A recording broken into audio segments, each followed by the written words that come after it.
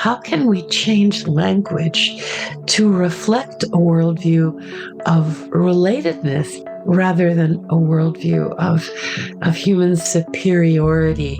You look at the world as full of biodiversity and these amazing beings living their lives, but they also are in relationship with us. An individual cannot thrive unless their neighbors thrive, because we're all dependent on each other. Coming up on Laura Flanders and Friends, the place where the people who say it can't be done take a back seat to the people who are doing it. Welcome.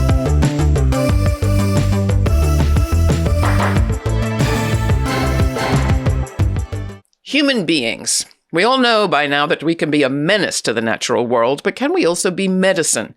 With her latest project, best-selling author Robin Wall Kimmerer not only answers in the affirmative, but describes how restoring plants can restore our sense of reciprocity with the land, each other, and the earth.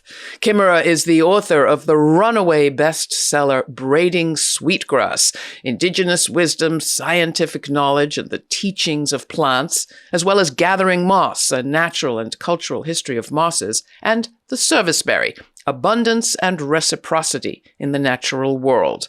She doesn't just study plants, she says, she listens to them. And with her brand new initiative, Plant Baby Plant, she is heeding a call to mobilize communities to restore plants in a way that, as she puts it, transforms love of land into social change through acts of creative resistance. Regeneration starts with seeds, stories, and remembering what it means to be a good relative, she writes. So let's get to it. It is my great pleasure and honor to have you with me here on Laura Flanders and Friends. Thanks for taking the time. I'm going to begin by asking you to introduce yourself. How would you describe who you are? I would begin in my language and say, Bonjour and denoe maganadok. Hello, my relatives. Shabadaske gish kokwena deshnakas.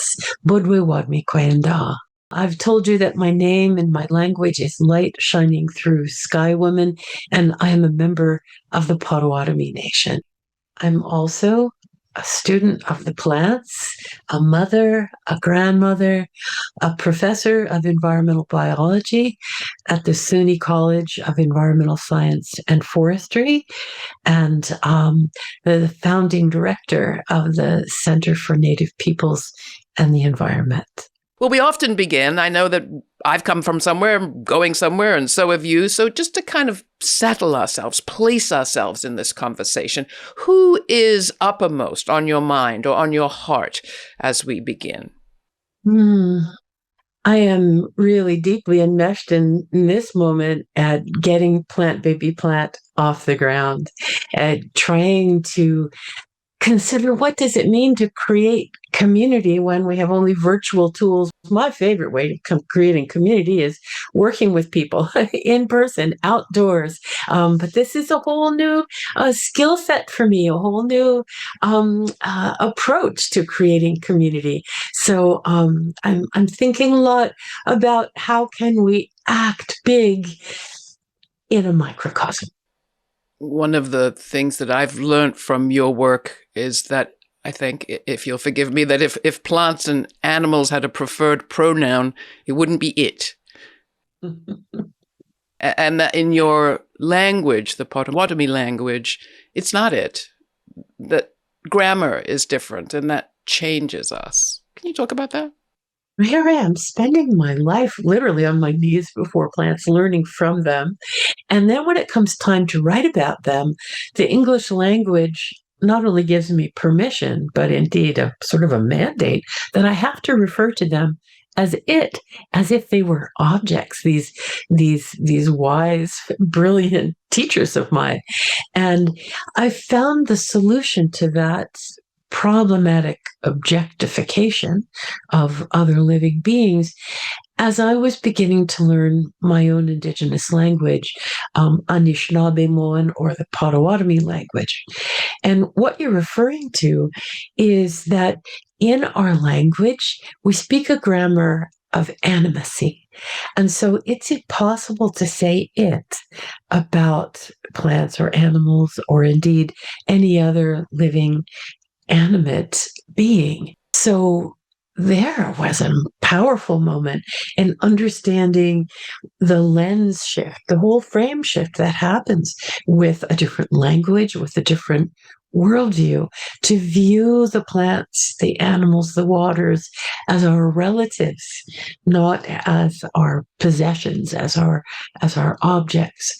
And so I've been writing and working quite a bit in this field of thinking about how can we change language to reflect a worldview of relatedness rather than a worldview of human superiority and therefore extraction from the earth. How do you also grapple with the grief that comes from that kind of heartfelt connecting to the world?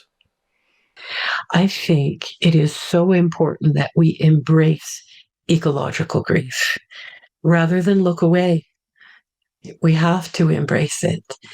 And the reason I say that is not only to ground us in the reality of what we are doing, but when we recognize that that pain that we feel for the natural world, for our relationships with the natural world, is also the measure of our love for the living world. And it is that love which is mirrored in the grief that makes you get back up and say, not on my watch. I love this land. I love these beings, my relatives, too much to stand idly by. And Lord, that's where Baby Plant came from. I give more than 100 talks every year. And at the end of those hours, people are weeping because they love the world so much. There is this longing to say, well, what can I do? What can I do with this love? And it is out of carrying that away from every audience that I thought we have to push back against a worldview of drill, baby, drill that will continue to lead us down that path and replace it with the notion of regeneration, of no, I am going to resist. I am going to ally myself with the plants who build biodiversity, who take carbon out of the atmosphere, who help us bring and build community. That plant, baby plant, grows directly from that grief, from that love, and from that longing, and offers an invitation to be in a more just and reciprocal relationship with land. That relatedness comes up a lot in the serviceberry too. And I have to say that many of the sources that you cite in that book, which is a lot about economics, really, the economics of nature, are economists we've had on this program, people like Kate Rayworth and Eleanor Holstrom and others. You bring, or maybe the berries bring, another sort of perspective. Do you call it a kind of economy of nature? What do you call it? And how does it add to our picture of our relationship to the world? My project in the serviceberry was, as an ecologist, to ask the question of why is it that we have created this human market capitalism, extractive capitalism, economic system, which is so at odds with the way that nature works. Nature doesn't promote scarcity and hoarding of capital or resources or private property. Nature is much more around circular economies, that there's no such thing as waste, is that the resource, if you will, is constantly in motion, being shared among all sectors of the natural economy, i.e. different species. And so serviceberry is really an inquiry into a kind of biomimicry. Could we engage the principles of biomimicry to think about a different kind of economy which doesn't destroy nature and human community, but in fact enhances it? Well, this is exactly where you're going with Plant Baby Plant, and we're going to get right there next. But before we do, I just want to share with our audience, a few years ago, the good people at the Commons at the University of Kansas made this video of you taking us on a guided nature tour of the Clark Reservation State Park there in Janesville, New York. Check this out. Just standing in this place, I see the food of the hickory, the food of the maples, the string of the basswood, and I see medicine. Right here in front of us, that black, flaky bark is a black cherry. And did you ever wonder why cough drops almost always come in black cherry flavor? It's because black cherry is a cough medicine. And the bark of the twigs of that tree boiled down make a really good soothing cough medicine. And so, yes, you look at the world as full of biodiversity and these amazing beings living their lives, but they also are in relationship with us. And you see the cedars, really good respiratory medicine. We'll get close to one later. We came by a hemlock, which is super good for colds. It has tons of vitamin C in it.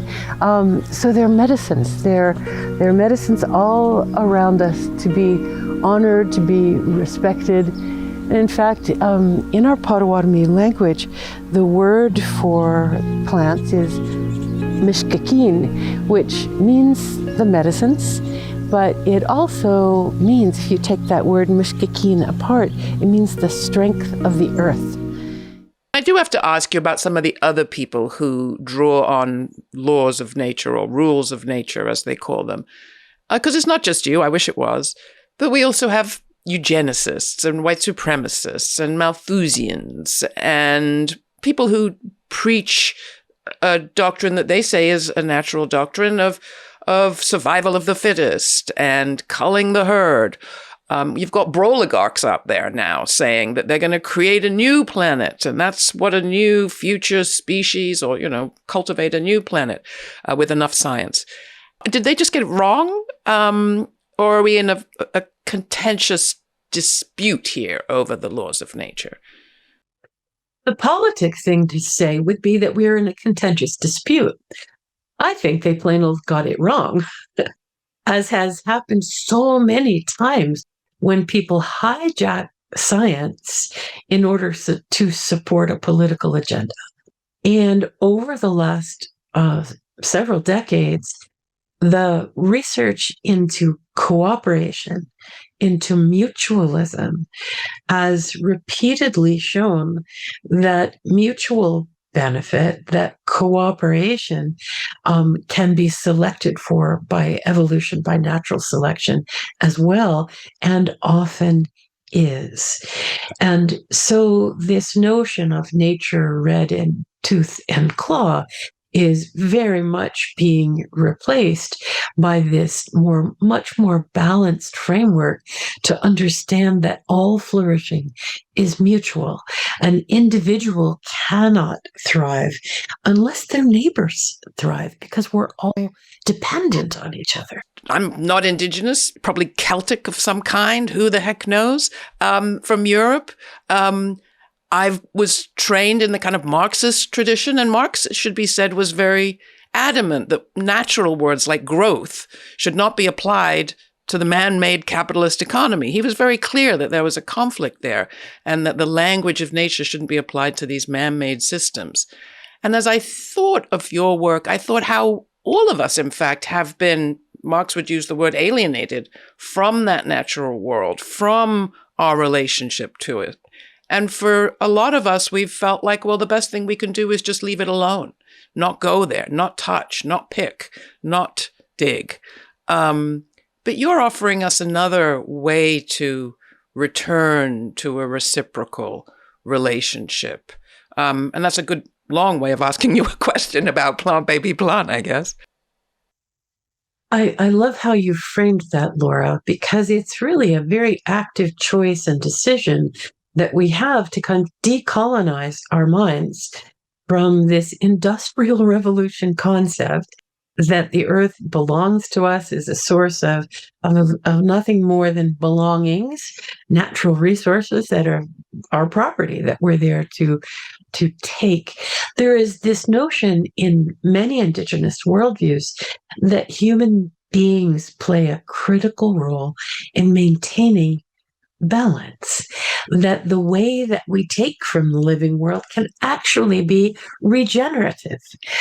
Some of my own research with sweetgrass has shown that sweetgrass left alone declines. Sweetgrass harvested in a respectful, sustainable way doubles its population. Give us some examples of this sort of creative resistance. We know that forest health in this country declined when colonists came and suppressed indigenous fire, made it illegal to take care of the land using fire. My own ancestors could be jailed, were jailed, for setting cultural fires that are good for the land, that renew the land.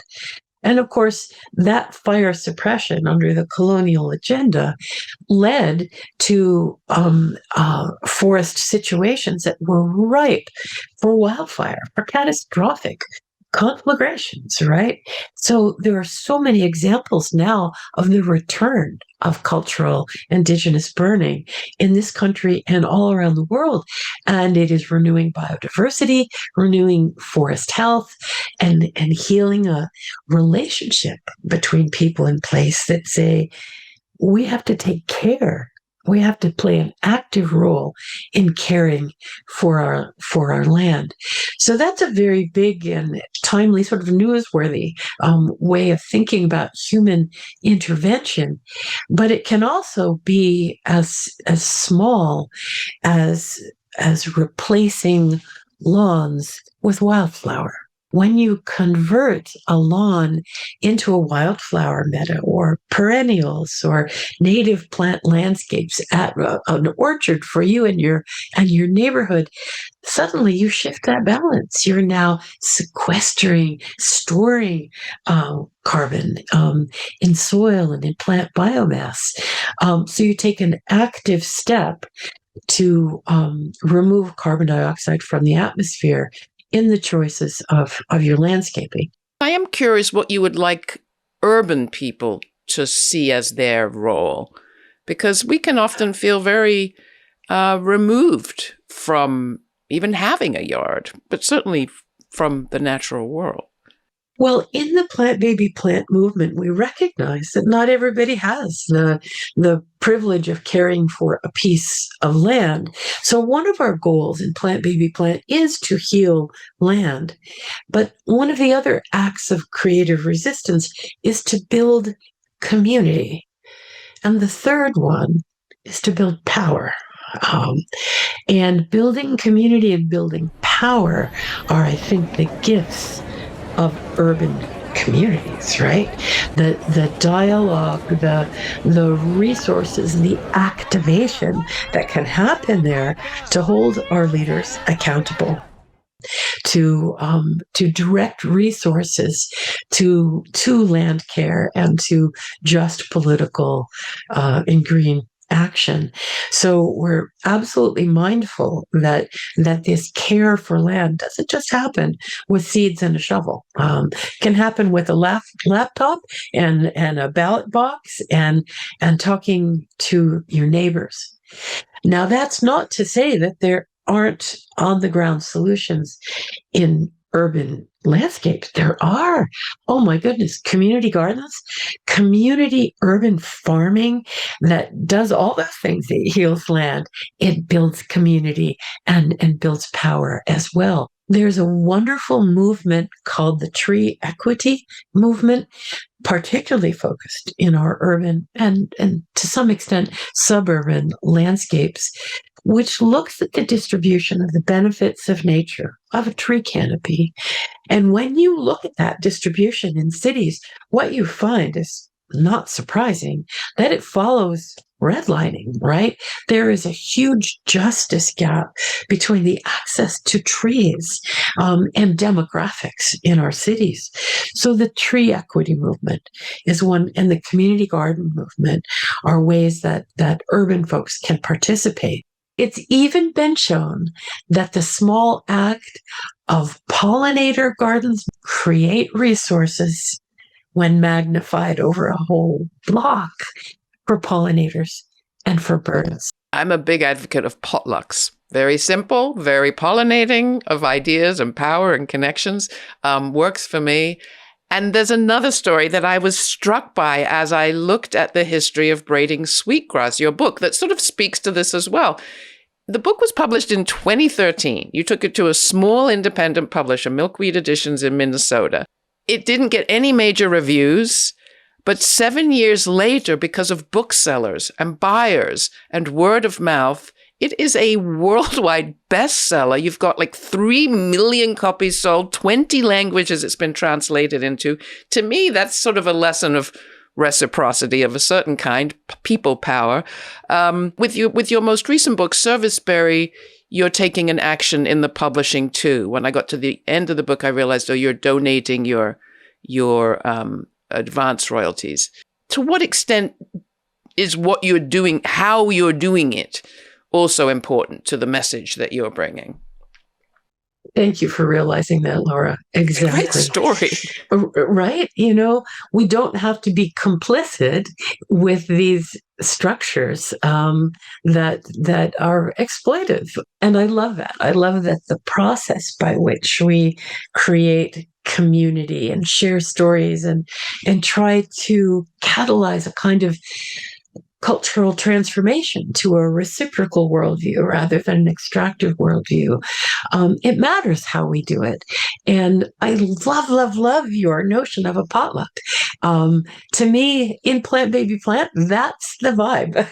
That's what we want to create, is to say, let's come together, build a community, which builds resistance in a time when we are increasingly in this hyper-individual, highly polarized environment.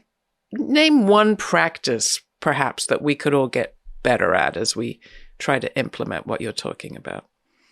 I want to name 2 practices. Go for it.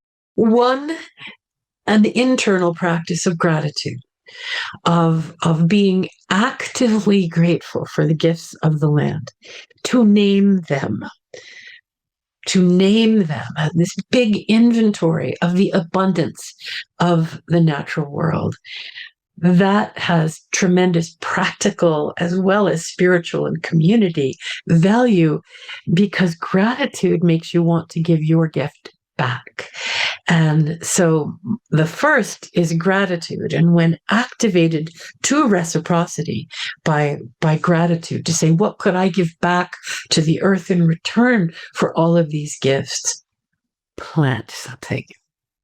Well, you're the perfect person to ask our closing question, which is about the story the future will tell of now. You've alluded to it, but what do you think is the story that the future, 25, 50, 100 years, will tell about us in this moment? That this is a time of remembering. When we cast off the stories that industrial colonialism told us of who we are as people, and we remembered that we can be givers to the land. We remember that word is so important. I'm not just casting my mind back, but forward, because remembering our kinship with the living world and acting out of that kinship is the nature of this moment, the potential of this moment to be in the age of remembering who we are as humans. Beautiful. Robin Wall Kimmerer, thank you so much for all your work and for Plant Baby Plant. I encourage people to check it out. It's been really a pleasure and an honor having you with me here on Laura Flanders and Friends. Thank you, Laura.